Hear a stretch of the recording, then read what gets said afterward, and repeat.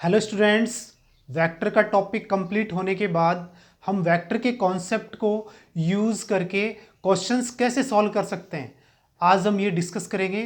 तो इसमें हम कुछ क्वेश्चंस ले रहे हैं और फिर उनका क्या करेंगे, सॉल्यूशंस करेंगे। तो सबसे पहले जो हम फर्स्ट क्वेश्चन जो ले रहे हैं वो हमारे पास क्या है,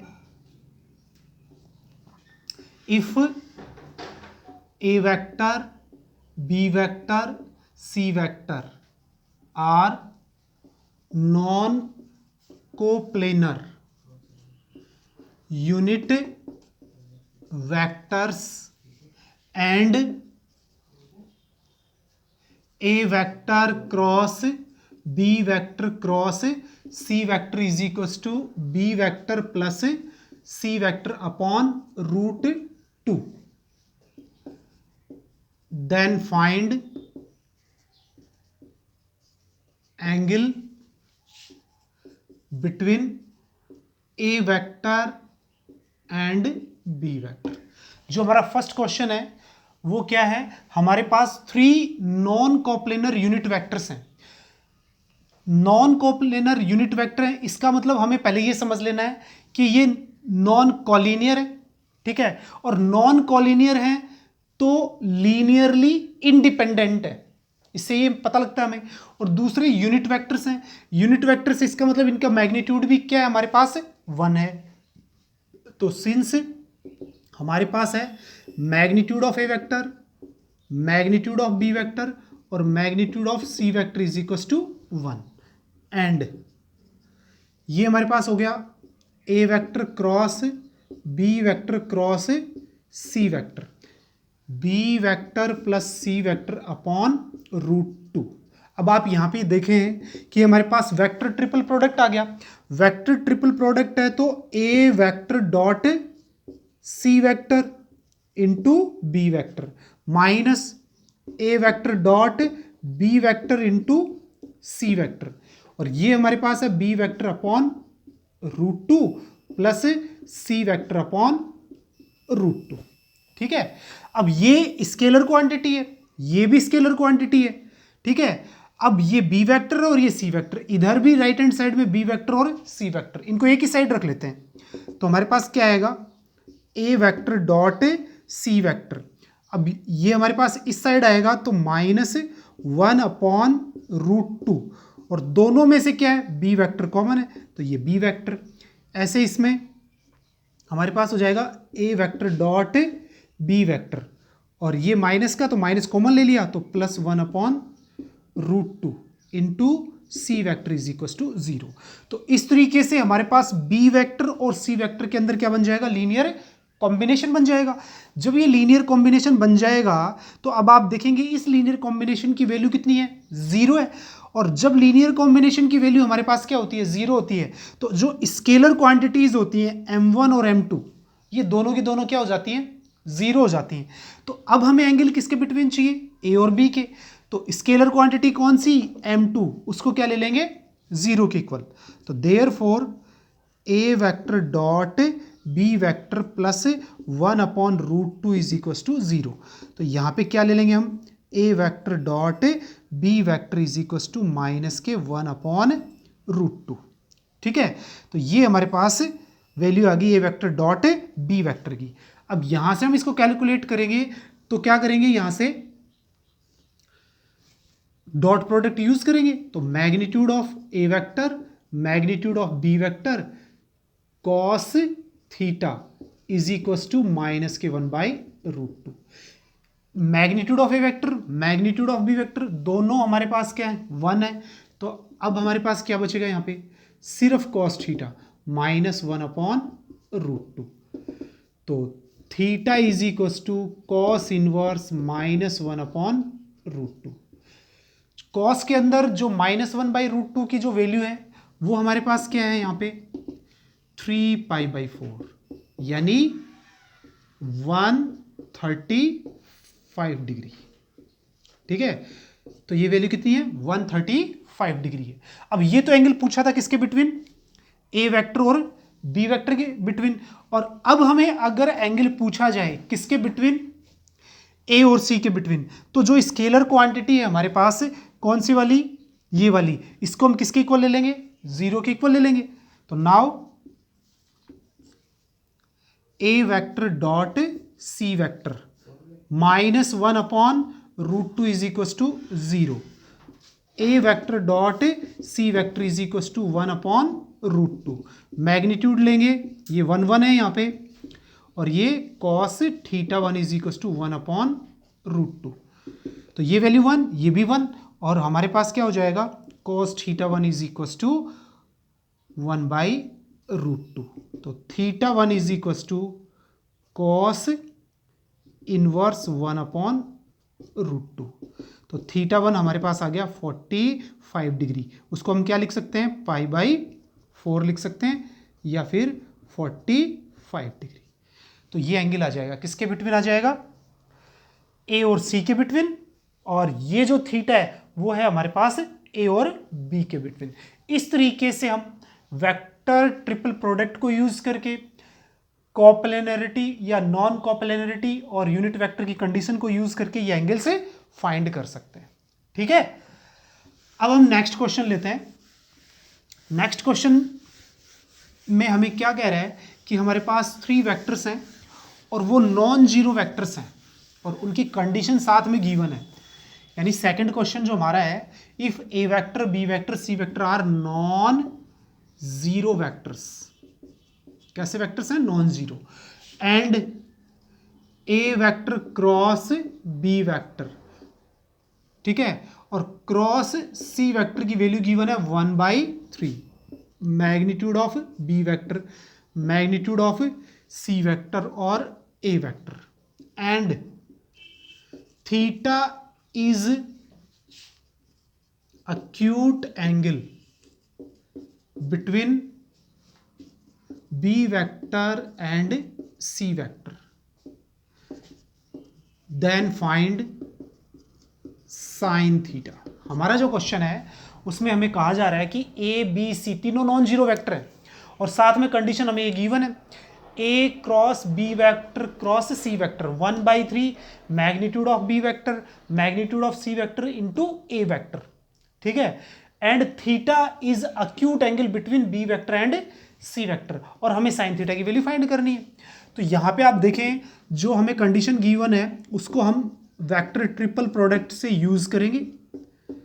तो 1/3 magnitude of B vector magnitude of C vector और ए वेक्टर। अब हम इसको क्या करेंगे, वेक्टर ट्रिपल प्रोडक्ट, तो ए का डॉट किसके साथ, सी के साथ, इंटू बी वेक्टर, फिर माइनस बी का डॉट सी के साथ इंटू ए वेक्टर।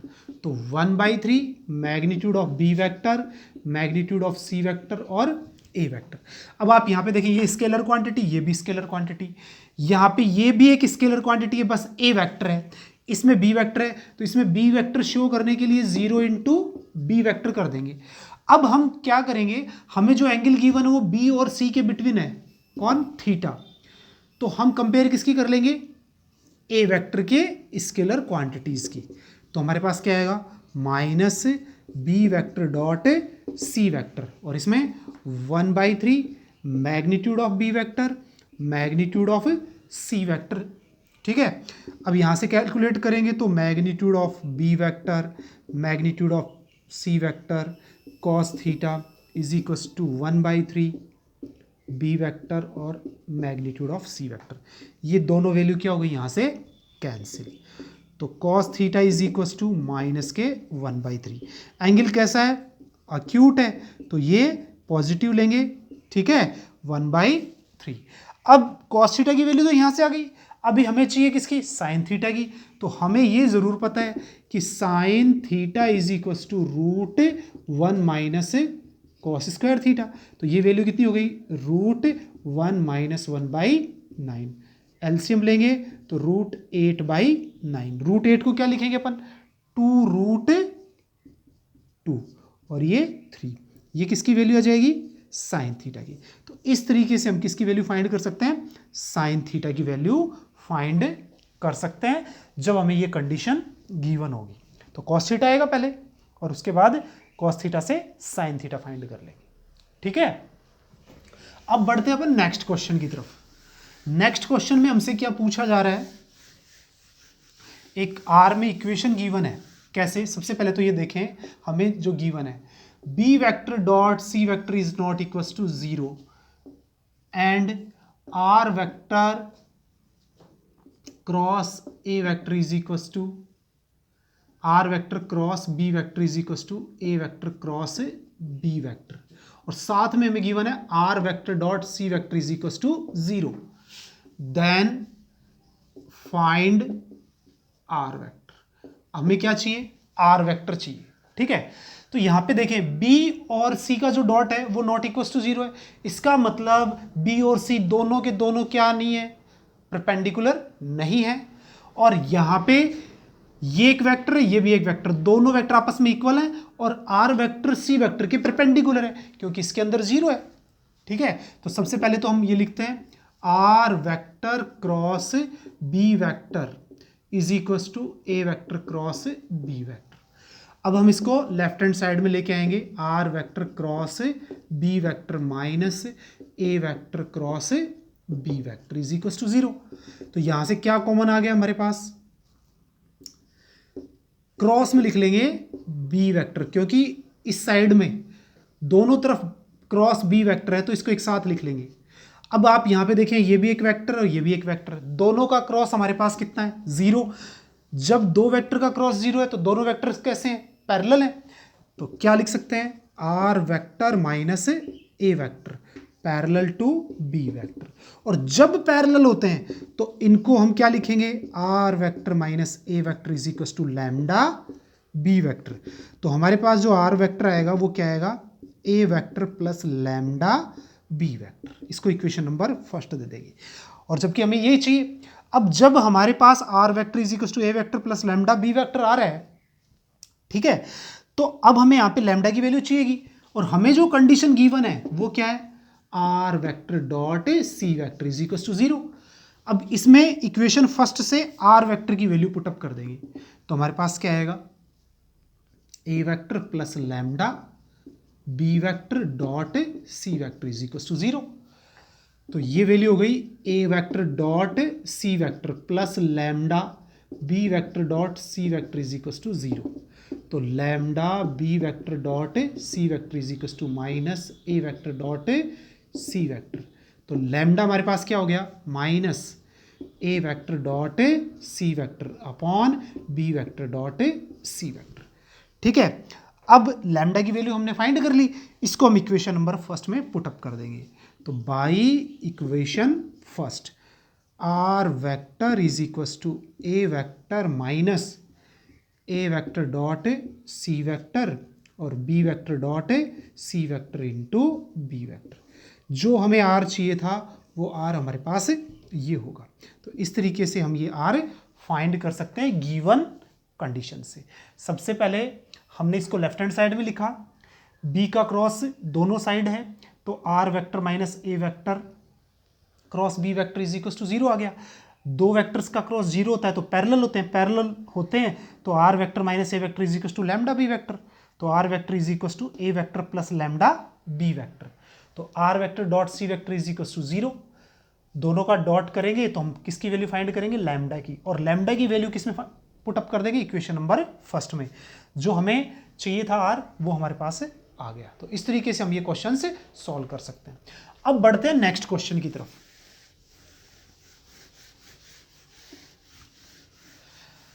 अब देखो हमारे पास जो फोर्थ क्वेश्चन है, इफ इसमें गिवन है ए वेक्टर बी वेक्टर और सी vector is equal to 2, then find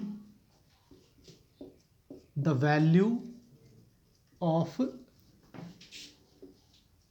A vector cross B vector cross C vector और सी वेक्टर क्रॉस ए वेक्टर। यानी ये जो बॉक्स प्रोडक्ट है इसकी हमें वैल्यू फाइंड करनी है जब हमें ए बी सी का बॉक्स प्रोडक्ट गिवन है। यहां पे देखिए ये ए वेक्टर, ये बी वेक्टर और ये सी वेक्टर, इसको ऐसे ही मान के चलेंगे और बॉक्स को जैसे सॉल्व करते हैं उसी तरीके से। तो a dot b cross c आता है, तो ए vector cross B vector dot ये हमारे पास बी वेक्टर क्रॉस सी वेक्टर और क्रॉस सी वेक्टर क्रॉस ए वेक्टर। ठीक है, तो यहां से अब हम क्या करेंगे, क्रॉस करेंगे। तो इसको ए लेते हुए इसको बी और इसको सी, तो हमारे पास क्या हो जाएगा, बी क्रॉस सी, यानी ए डॉट सी होता है। तो ये डॉट हो गया किसके साथ, ए वेक्टर के साथ। इसके बाहर कौन आएगा, सी वेक्टर। अब इसका डॉट बी क्रॉस सी वेक्टर का जो डॉट है वो किसके साथ, सी वेक्टर के साथ। और इसके बाहर हमारे पास क्या आ रहा है, ए वेक्टर। तो ये हमारे पास क्या हो गया, वेक्टर ट्रिपल प्रोडक्ट हो गया। तो यहां से ए वेक्टर क्रॉस बी वेक्टर। अब आप इसमें देखिए, ये हमारे पास बॉक्स प्रोडक्ट हो गया किसका, बी वेक्टर सी वेक्टर और ए वेक्टर का। और ये हमारे पास क्या है, सी वेक्टर। इधर ये भी बॉक्स प्रोडक्ट हो गया, बी वेक्टर सी वेक्टर और सी वेक्टर का।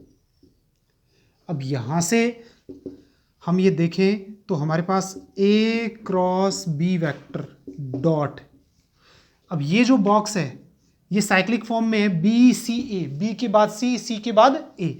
तो हम क्या ले लेंगे इसको, ए वेक्टर बी वेक्टर और सी वेक्टर, हम यहां से इसको ये ले लेंगे।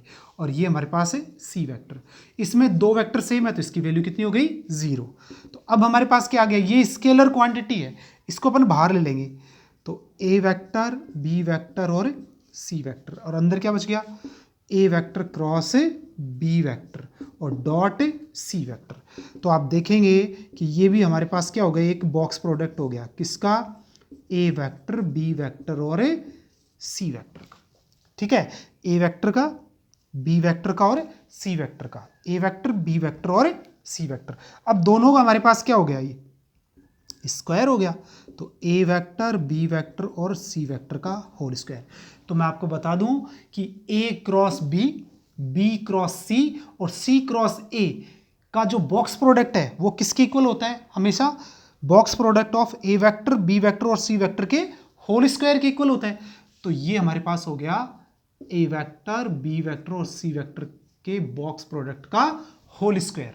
ये ऑलवेज हमें ध्यान रखना है। ठीक है, अब इसकी वैल्यू हमें गिवन है कितनी, 2।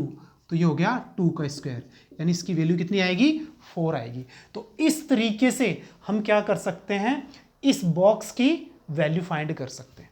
तो यहाँ पे दो बातें ध्यान रखनी है कि इसकी पहले से गिवन है वैल्यू, तो पहले इसके कॉन्सेप्ट को डायरेक्ट ही ऑब्जेक्टिव क्वेश्चन में यूज कर लेंगे। ए वेक्टर बी वेक्टर और सी वेक्टर का होल स्क्वायर याद रखेंगे, फिर हम इसका क्या कर देंगे, स्क्वायर कर देंगे। तो ये वैल्यू कितनी आ जाएगी, 4। और सब्जेक्टिव करना है तो हम इसको इस तरीके से क्या कर लेंगे, प्रूव कर लेंगे। ठीक है, अब हम लेते हैं नेक्स्ट क्वेश्चन।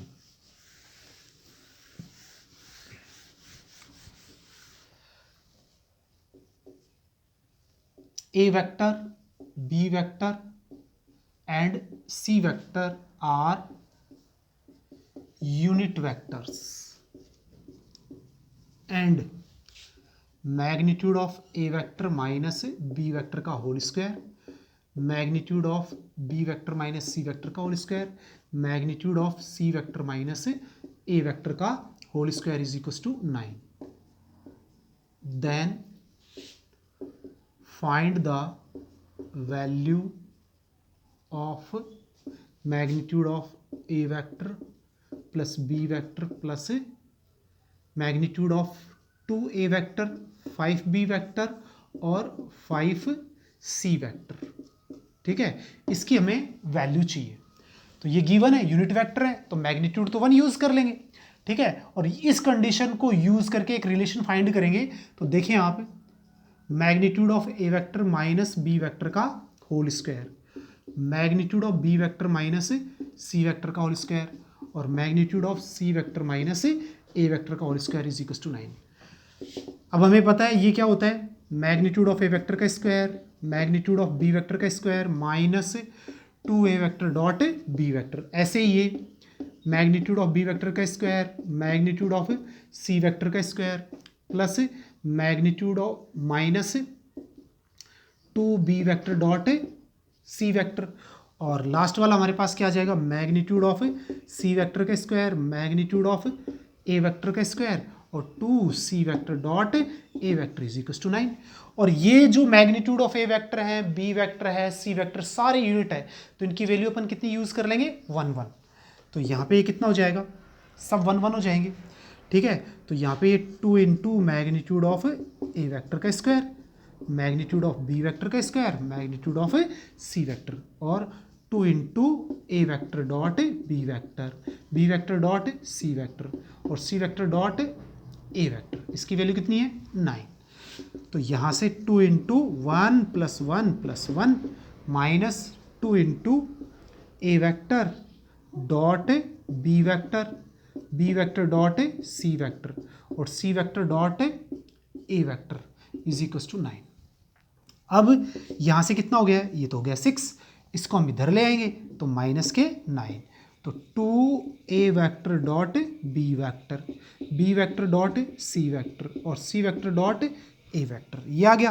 तो इसकी फाइनल वैल्यू अपन क्या लिख सकते हैं, 2 इंटू ए vector dot B vector dot सी वेक्टर, और सी vector dot A vector is equal to -3। तो ये हमारे पास एक रिलेशन आ जाएगा इस गिवन कंडीशन से। अब इस रिलेशन को ही हमें यूज करना है। कैसे यूज करना है, अब आप देखें,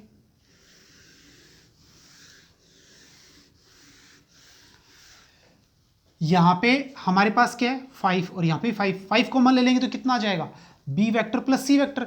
अब हम बी वेक्टर प्लस सी वेक्टर की वैल्यू कैसे फाइंड करें, तो सिंस ये भी हमें पता है कि a vector plus B vector plus C vector का जो मैग्नीट्यूड का स्क्वायर है वो मैग्नीट्यूड ऑफ ए वेक्टर का square, magnitude of B vector का square, magnitude of C vector का स्क्वायर, प्लस 2 इंटू ए vector dot B vector dot सी vector, और सी vector dot ए vector, ये हमारे पास होता है।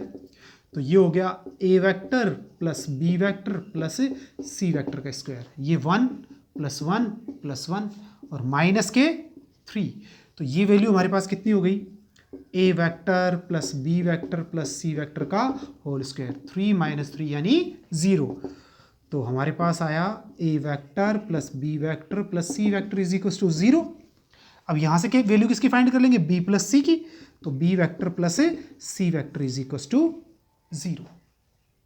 ठीक है, तो इस तरीके से हम क्या कर सकते हैं, इसकी वैल्यू फाइंड कर लेंगे। तो B plus C is equal to minus A vector, तो ये किसकी वैल्यू आ गई, बी वेक्टर प्लस सी वेक्टर की माइनस ए वेक्टर। ठीक है, अब हमें जो वैल्यू फाइंड करनी है वो क्या फाइंड करनी है, magnitude of 2a vector, 5b vector और 5c वेक्टर की। तो यहां से 2a वेक्टर 5 कॉमन ले लेंगे, b vector plus c vector, तो 2a वेक्टर 5 इंटू माइनस ए वेक्टर, तो 2a vector minus 5a vector, तो माइनस के 3a वेक्टर, मैग्नीट्यूड लेंगे तो -3 और मैग्नीट्यूड ऑफ a, इसकी वैल्यू 1 है और ये कितना 3, तो इसकी वैल्यू कितनी आ जाएगी 3। तो ये जो वैल्यू है ये हमारे पास कितनी आ जाएगी 3 आ जाएगी।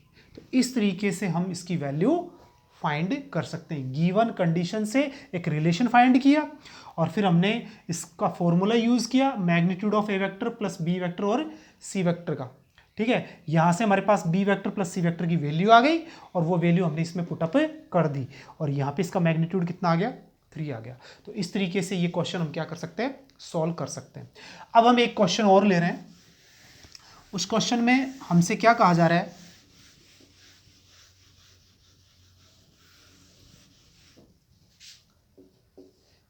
If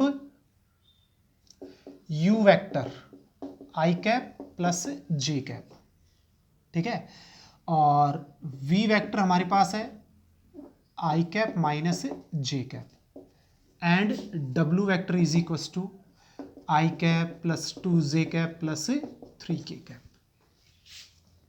and n cap is a unit vector such that, किस तरीके का यूनिट वेक्टर है, u vector dot N cap is equal to 0 और v vector dot N cap is equal to 0, then find the value of magnitude of W vector dot N cap. अब यहां पे आप देखें हमें 3 वेक्टर्स गिवन है, u vector भी है, v वेक्टर भी है और w वेक्टर भी है, और साथ में एक यूनिट वेक्टर है जिसका डॉट u और v के साथ 0 है। इसका मतलब ये जो यूनिट वेक्टर वो परपेंडिकुलर है u और v के। तो इसका मतलब हम ये लिख सकते हैं यहाँ पे कि ये हमारे पास क्या है, u वेक्टर, ये हमारे पास क्या है, v वेक्टर, और इसके परपेंडिकुलर वेक्टर, ठीक है, कौन है, u vector cross v vector, इसका यूनिट वेक्टर, ठीक है, कौन, एन कैप।